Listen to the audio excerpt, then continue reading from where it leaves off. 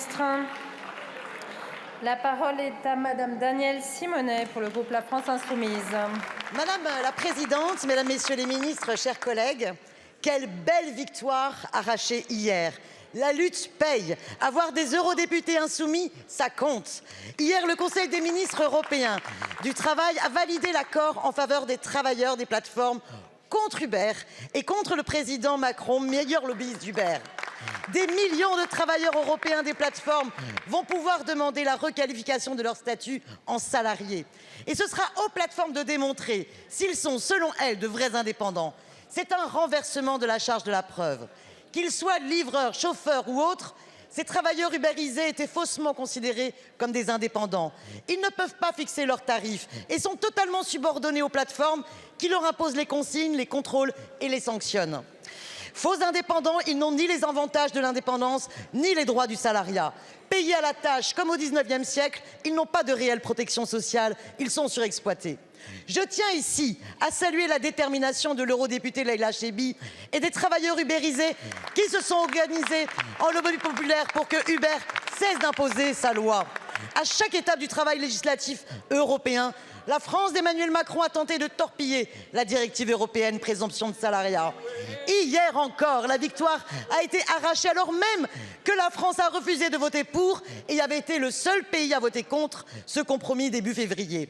Cette victoire est déterminante car dans nombre de secteurs, des travailleurs ne se voient plus proposer de CDI ou de CDD mais imposer le statut d'auto-entrepreneur. C'est le cas de guides conférenciers, d'agents de nettoyage, de caissières de supermarché, même d'aides-soignantes en EHPAD et j'en passe. La surexploitation de faux indépendants par Uber & Co, c'est fini. Le lobbyiste d'Uber, Emmanuel Macron, a perdu.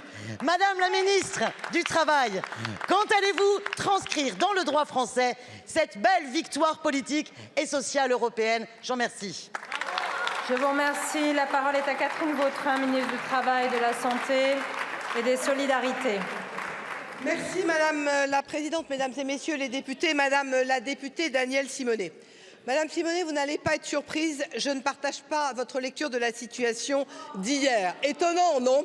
Alors très concrètement, la différence de notre position, contrairement à la vôtre, c'est que nous ne sommes pas dans une logique idéologique. Ce que nous avons cherché, c'est une distinction.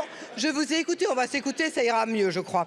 Nous sommes à la recherche d'une juste distinction entre les vrais et les faux travailleurs indépendants. Et c'est précisément cela qui nous sépare, parce que les vrais travailleurs indépendants doivent rester indépendants, les faux indépendants doivent pouvoir demander leur requalification. C'est ça le sujet.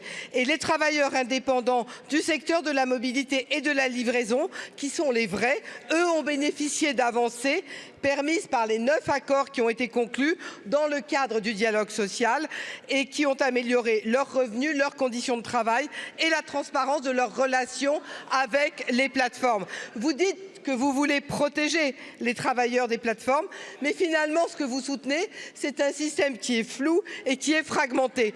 Alors c'est vrai que nous avons encore des réserves sur le texte présenté hier, notamment sur le risque d'insécurité juridique, sur la multiplication de contentieux potentiels liés à l'absence de toute harmonisation, puisqu'on est revenu vers les différents droits nationaux. Et donc, contrairement à ce que vous affirmez, la France n'a pas voté contre le texte, on a exprimé nos réserves, on a demandé des clarifications à la Commission européenne et je l'ai dit tout à l'heure, j'ai eu moi-même le commissaire hier et nous avons même fait un geste d'ouverture puisque je lui ai dit que si nous obtenions ces clarifications, nous pourrions soutenir le texte car aujourd'hui, l'adoption finale n'a pas encore eu lieu et ça aussi, c'est juste l'élément factuel de la situation que nous avons vécue hier.